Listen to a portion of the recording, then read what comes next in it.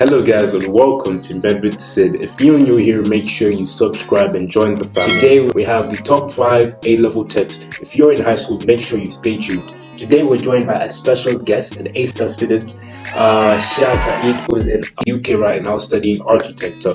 Karibu sana Shia. Hi, my name is Shia Saeed and I'm a first-year architecture student in the UK, as Sunset said. And yeah, let's get this video started. So first tip is stay on top of your content throughout the year. Consistencies. Yeah, what's important in A-levels and in uni is consistency. Like, you don't have to overwork yourself. You have to manage your time efficiently. For example, me in A-levels, I used to just study 2 hours per day, but I made sure every day I gave 2 hours to my studies, which resulted to me getting good grades.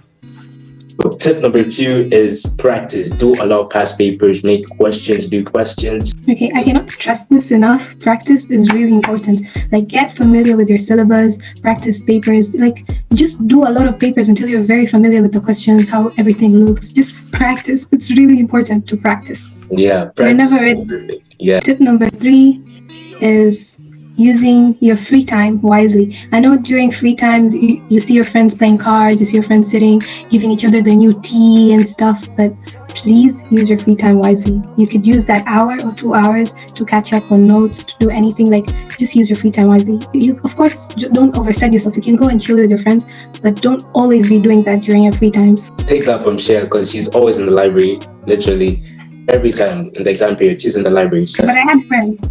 So I wasn't lonely. You have to have friends, of course, they help you.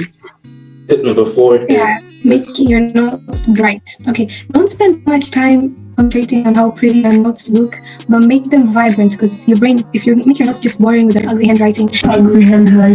No! God, please, no! No!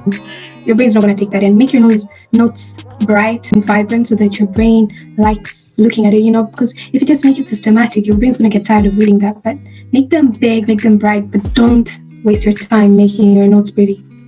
Number 5 is always aim high. Aim for 100%. Even if you don't get 100%, I'm sure you get, a good grade. Because if you aim for the moon and miss, you'll still land on the stars. If you aim for the moon and miss, you'll still land on the stars. So make sure you aim high, have that high aim.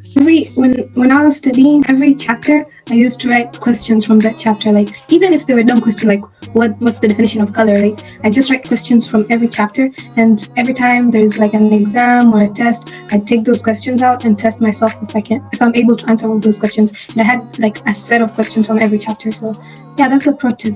Some words of encouragement, guys. Don't give up, keep trying, try your best. And don't let failure define you. Let failure be your motivation to try harder. Don't let failure be a setback, but your motivation. Yeah, exactly. Thank you so much for tuning in. Don't forget to subscribe, like, comment, and share this video. Thank you.